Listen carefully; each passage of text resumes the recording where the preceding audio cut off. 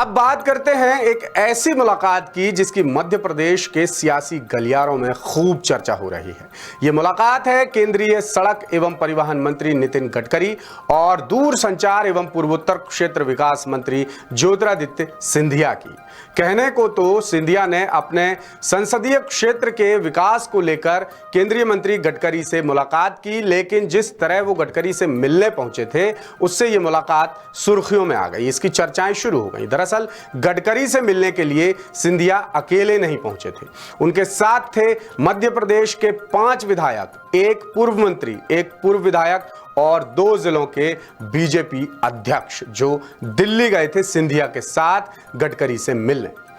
अमूमन कोई भी सांसद अपने क्षेत्र की मांगों को लेकर केंद्रीय मंत्रियों से मिलने अकेले नहीं जाते, लेकिन हाल के सालों में यह पहला मौका था जब कोई सांसद अपने क्षेत्र के विकास कामों के सिलसिले में विधायकों के साथ, बीजेपी जिलाध्यक्षों के साथ, पूर्व मंत्री के साथ किसी केंद्रीय मंत्री से मिलने पहुंचा हो।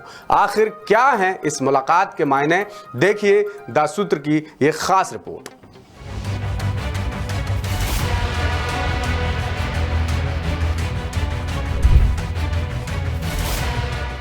ये तस्वीरें नागपुर संसदीय क्षेत्र से सांसद और केंद्रीय मंत्री नितिन गडकरी और गुना सांसद और केंद्रीय मंत्री ज्योतिरादित्य सिंधिया के हालिया मुलाकात की है, जिसकी सूबे के सियासी गलियारों में खूब चर्चा हो रही है। क्योंकि गडकरी से मिलने के लिए सिंधिया अकेले नहीं पहुंचे थे, बल्कि उनके साथ गुना लोकसभा की अलग अलग विधानसभाओं समेत शहरों और कस्बों के चुनिंदा जनप्रतिनिधि भी थे। इस मुलाकात के दौरान सिंधिया और गडकरी के बीच करीब 1 घंटे तक गुना क्षेत्र के अलग अलग विकास कामों को लेकर बातचीत हुई। गौर करने वाली बात यह भी रही कि गडकरी से मुलाकात की तस्वीरें और वीडियो को सिंधिया ने अपने सोशल मीडिया हैंडल पर पिन कर रखा है। सिंधिया ने सोशल मीडिया पोस्ट कर लिखा कि मेरे लोकसभा क्षेत्र गुना का विकास मेरी प्राथमिकताओं में शामिल है। इस सिलसिले में नितिन गडकरी से मुलाकात की और विभिन्न प्रोजेक्ट्स को लेकर स्वीकृत करने का अनुरोध किया।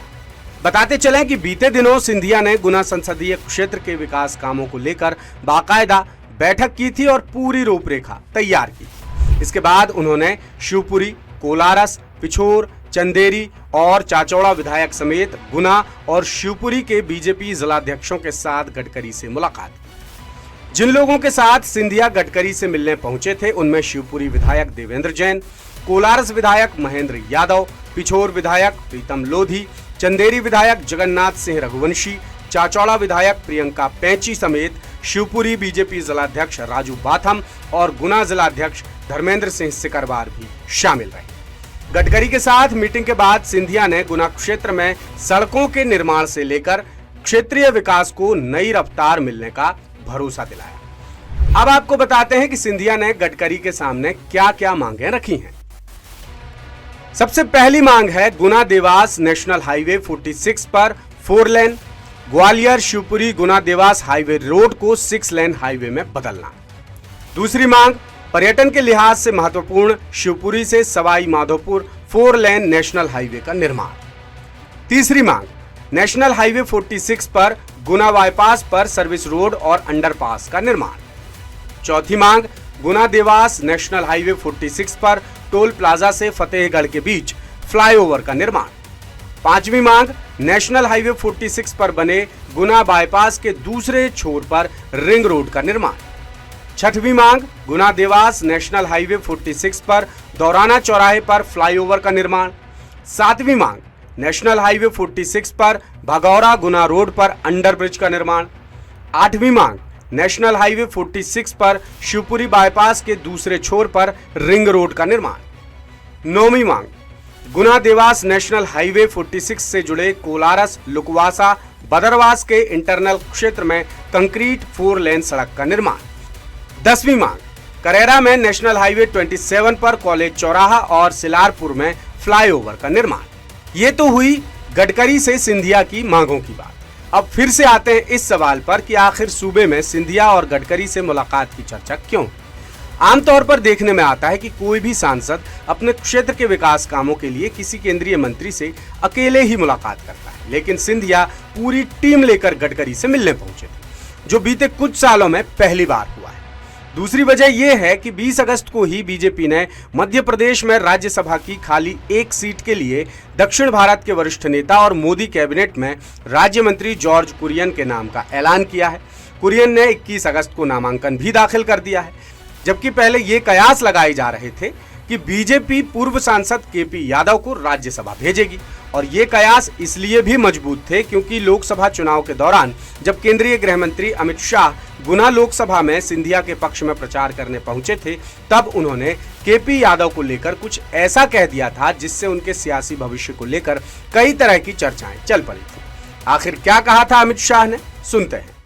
और आज मैं कह कर जाता हूं, केपी यादव ने इस क्षेत्र की बहुत अच्छी सेवा की है।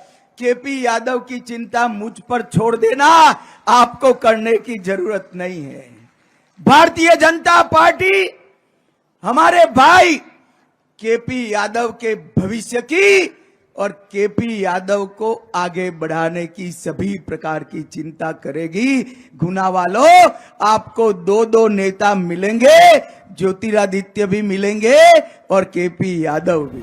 यानी एक तरह से अमित शाह ने केपी यादव के सियासी भविष्य की गारंटी ली थी, मगर अब केपी यादव को तगड़ा झटका लग चुका है। लिहाजा मध्य प्रदेश के 5 विधायकों, एक पूर्व मंत्री, एक पूर्व विधायक और 2 जिलों के बीजेपी जिलाध्यक्षों के साथ सिंधिया और गडकरी की हालिया मुलाकात के बाद कई तरह के सियासी मायने निकाले जा रहे हैं। लेटेस्ट, इन्वेस्टिगेटिव और इन डेप्थ खबरें देखने के लिए ज्वाइन कीजिए द सूत्र का व्हाट्सएप चैनल, सब्सक्राइब कीजिए यूट्यूब चैनल, लाइक कीजिए फेसबुक पेज और पढ़ते रहिए वेबसाइट www.dasudr.com।